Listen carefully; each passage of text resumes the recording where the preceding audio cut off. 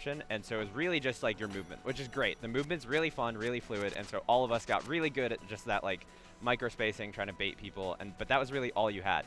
Now you have the fun movement and all of that spacing on top of more defensive options that add a lot more depth to the game in terms of how you want to deal with that pressure when maybe you want to just run in and shield instead of just having to back off and wait for whatever they're going to do. That's really cool to be able to just have like more options to add on top of that, because there's the appeal of Rivals of Aether in other games, like, you know, like Multiverses did it before in the past too, where like you have the ability to just, there's no blocking or shield like it says, so it's all about the movement. So naturally your movement's going to become better because of that. And we're going to jump right here into game number 1. I've never seen this Kragg skin in my life, and it's looking pretty sick. We got like Egyptian aesthetics coming into play.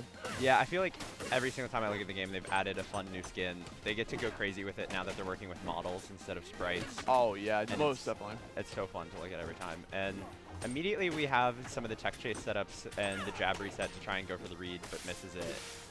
So right there, we've seen that happen twice now from Clockwork, is you're actually going for the pummel special after getting a grab, which automatically puts the stun after a grab. And it's an RPS situation. You can break that out by hitting the special button to make sure it doesn't happen. So maybe there's a little bit of mix-up game coming out here from Buntherz, but already has him off stage, and Clockwork might have... Okay, we're back.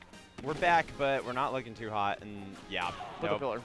Put the pillar, and Clairen's never making that back. Now that we have that change where you can't wall jump out of your up B, it's a lot more characters have a much more limited recovery than they used to in Rivals 1. Which is weird in a game with like more options too.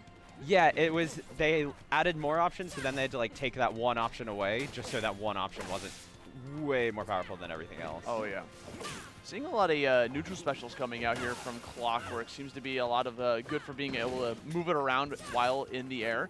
Very good for trying to catch some edge guard options. We got the dash attack coming out from Buntherz. Really good combo starter because it can cancel into like pretty much anything. Your dream's desire, jab, grab, tilts, anything. Yeah, any of your normals, it'll just auto cancel out of it.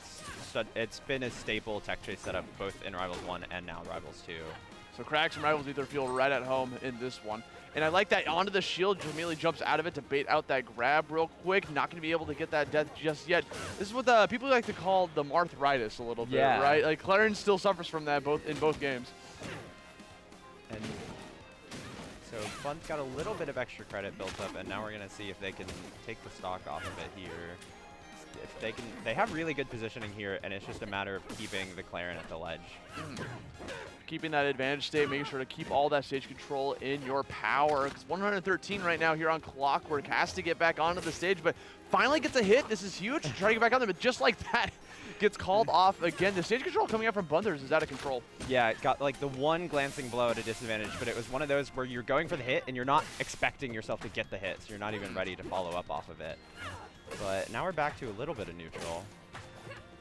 Okay, a lot of tech-ins coming out from Buntherz. Clockwork might be clocking that in for a little bit later on in the match. Yeah, hopefully. All right, let's see. None of these edge guards have led to a lot of percent, but they haven't quite led to a kill here. So maybe we'll see if there's... You know, like the strayest... Stray fair. Stray fair, that'll always do it. Just throw it out there real quick. We got that big stun hit. So how this character works, obviously, is you get the tip of your sword on the opponent. That's the tipper. That lands, you stun your opponent for an obscene amount of time. It allows you to get any follow-up your heart's desire. Right there, we just saw an opportunity for a pummel special, and we saw Buntherz break out of that, so you're not getting that stun, because that definitely would have led into a kill. Oh, for sure. And so it's really nice seeing that adaptation come out with that new kind of RPS mechanic like we talked about with the special pummels. There we go. We see it again. Buntherz knows. So at this point, you know, Clockwork could be able to download that and be like, you know what, I'm just going to go for the normal pummel instead, and then just get some free damage after the grab. Depending on what you want to do, you know. Ooh, we got some moonwalks. I see you. Yeah, here again we have the Kragg living to that like 140, 150% range, where it's like 5%. Clockwork has probably done about as much percent as Buntherz has, but just struggling to get the kill against such a heavy character. Yeah, he's a big boy. There's a little bit of struggle. That Earth Pillar trying to catch you off guard. Fantastic conversion. And on top of that, gonna get the kill right afterwards. Buntherz taking in that first victory and putting this into a 1-0 in this race to 2. Yeah, just ever so slightly imperfect DI. Wasn't completely ready for that fair, and just being a little less than perfect is enough to kill you when you're at that percent. All right, so we got the 2 stages on Strike Down here from Buntherz. Clockwork with the counter pick. Seems to be hovering over Merchant Port or Tempest Peak. It looks like we're going to go to Peak. You know, having those little bit smaller, more intimate stage does wonders for Clairen because you can't escape from her. Yeah, you can't escape that sword, and then also having the platforms by the ledge is really, really nice because Clairen was taking a lot of percent there on all of the edge guards, and so having those platforms at ledge, I'm actually surprised they didn't go to something like Merchant Port to try and use those slightly lower side platforms to try and buff that recovery, but the platforms here will help plenty too. Yeah, I mean, he was thinking about it, so. Yeah. Coming back here, this platform's already doing a lot of work, but the problem is that we see Buntherz. Oh, I love that wall jump to regain that recovery. You may go into fast fall after side special, but you still have access to that wall jump to get a second chance at life.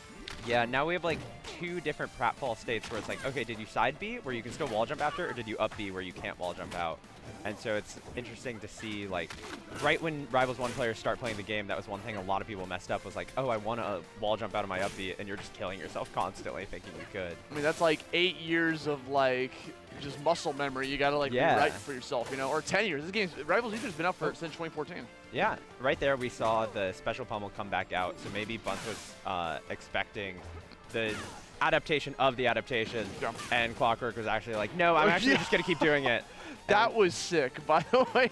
Yeah. Actually breaking the earth pillar to just cause Buntherz to drop to his doom.